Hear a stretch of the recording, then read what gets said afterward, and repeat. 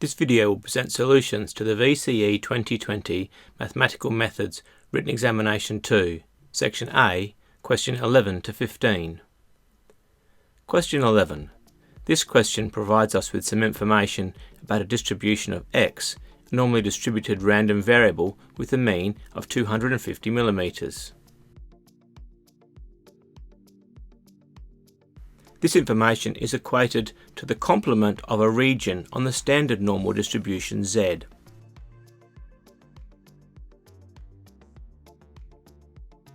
Based on this, I can see that an x score of 259 is equivalent to a z score of 1.5. This means that the gap between 250 and 259 corresponds to 1.5 lots of the standard deviation, and hence the standard deviation must be 6. This can also be calculated using the z-score formula.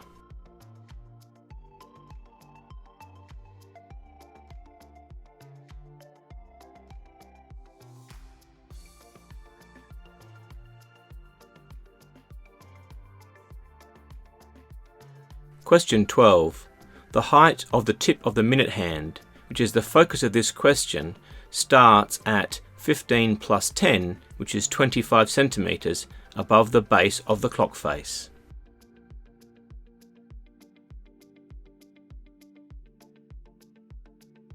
As cos of 0 equals 1, the functions in answer D and E start at 25, unlike the functions in A, B and C, which, because sine of 0 is 0, start at 15. As there are 60 minutes in the revolution of the minute hand on a clock, the period of the height function must be 60, and so the b value equals 2 pi divided by 60. This simplifies to pi on 30, and so the answer is E.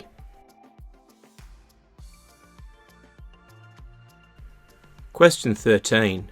The transformation in question that maps y equals cos of x onto y equals cos of 2x plus 4 is a translation of negative 4 units horizontally followed by a dilation parallel to the x-axis of factor 1/2. Looking closely at the answers provided, including the inclusion of brackets, the option that corresponds to these transformations in this order is option A.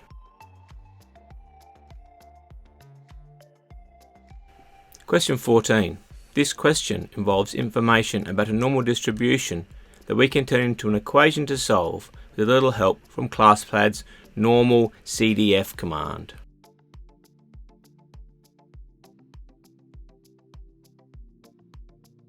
Into this template we enter the region x greater than 5.2 and the fact that the mean is 2x if the standard deviation is x.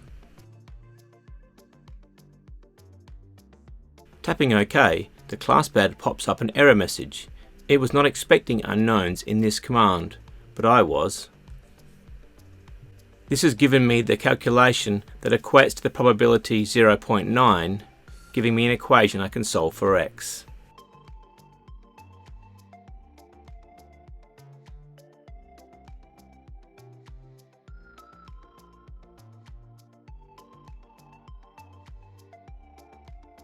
Question 15. To find the average value of this function, I will use the formula for the average value and I will compute 1 over a minus 2a multiplied by the definite integral from negative 2a to a of f.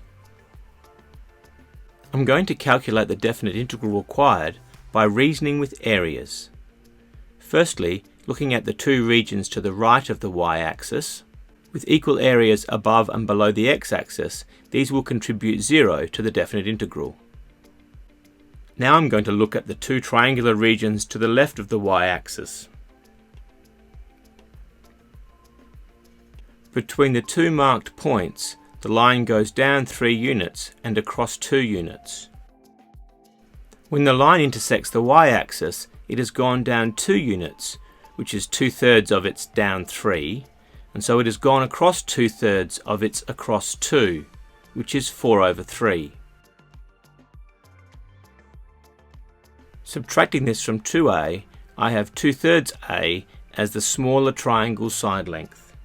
With these lengths found, I can compute my area-based calculation. The larger triangle has area 1/2 by 4/3 A by 2A, and from this I will subtract the smaller triangle's area of 1/2 by 2/3 A by A. This can be simplified.